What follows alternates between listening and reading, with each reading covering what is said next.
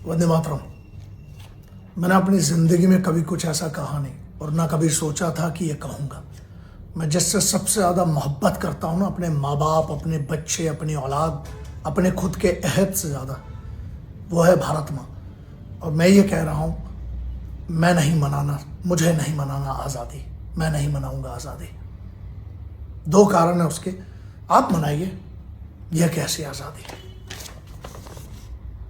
ये postmortem report में autopsy है उस बच्चे की कलकत्ता में।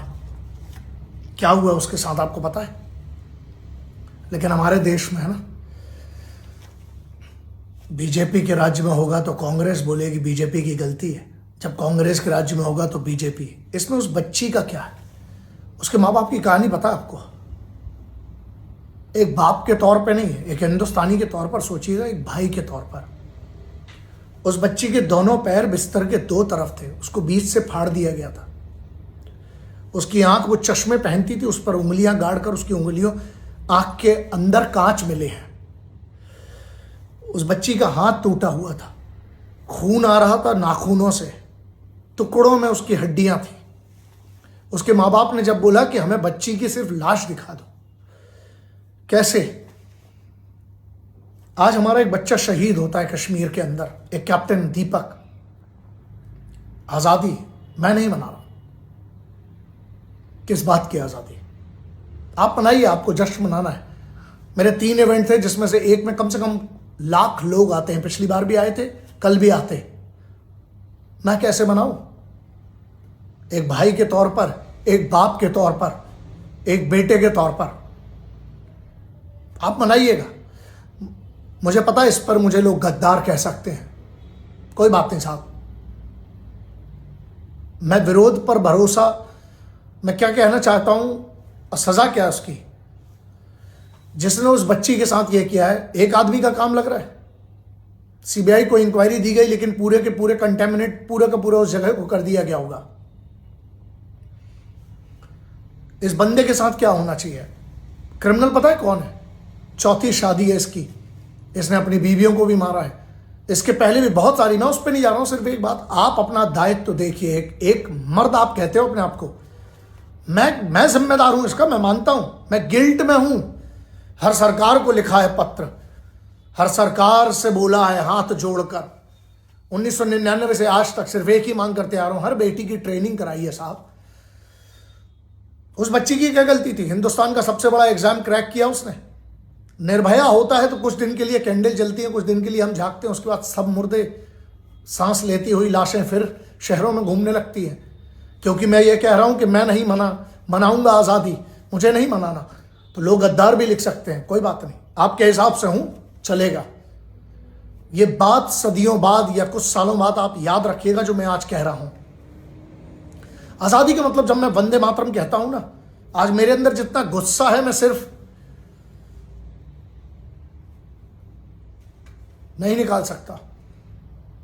अपनी बेटी को देखिएगा घर में, अपनी बहन को देखिएगा जिसने राखी बांधी है, या उस बूढ़ी मां को जो घर में अकेले। और क्या मैं पहली बार विरोध कर रहा हूं कि वहां ममता दीदी की सरकार है इसलिए? उत्तर प्रदेश में किसकी थी? या जब है अभी, जब चाहे वो बरेली में कांड हुआ हो, चाहे दिल्ली में किसकी सरकार? ये तो सरकारें अलग अलग है ना।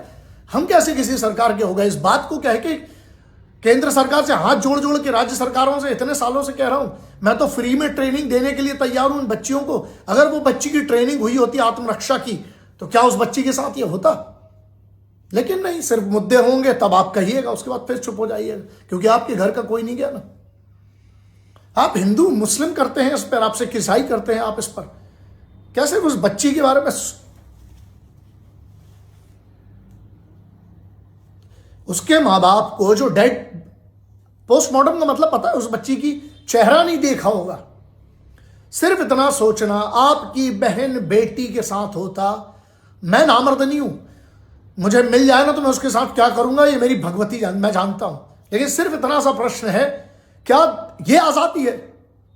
इस देश की बेटियों के साथ जो हो रहा है, जो भी हुआ है, उसके बाद एक हमारा 26 साल का बच्चा शहीद होता है और हम आजादी का जश्न मनाएं? किस बात का? मुझे मत विश कीजिएगा, मुझे मत विश कीजिए, मैं नहीं मनाने वाला हूं। मैं चाहता हूं और बेहतर हालात हों।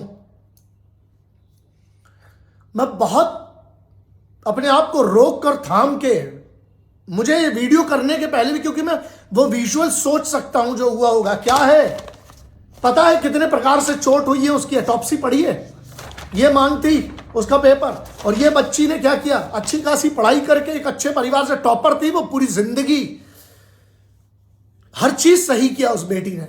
बस रात को 36 घंटे की ड्यूटी में से ऊपर गई थी थोड़ा सा आराम करने के लिए। और ये एक आदमी नहीं है, बहुत सारे होंगे। और तुम भी बलात्कारी हो, तुम भी जिम्मेदार हो, क्योंकि जब ऐसा कुछ होता है तब आप चुप रहते हैं।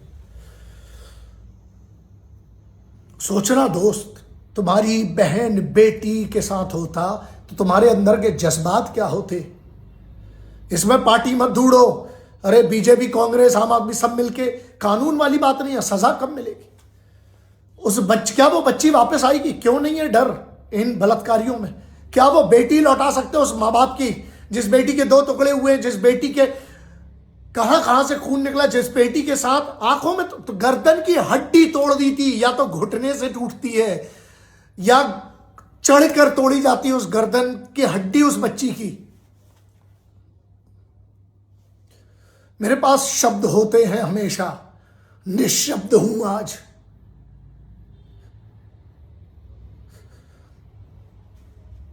साहब मैं नहीं मना सकता हूं आजादी, मुझे माफ करिएगा, आप मनाइए, मैं नहीं मना सकता हूं आजादी। आपको आपकी आजादी मुबारक। चाहता हूं आजादी वो हो जब एक बच्ची 3 बजे रात को जैसा चाहे अपने कपड़ों को पहन के वैसा घूम सके। आपको आपकी आजादी मुबारक वतन।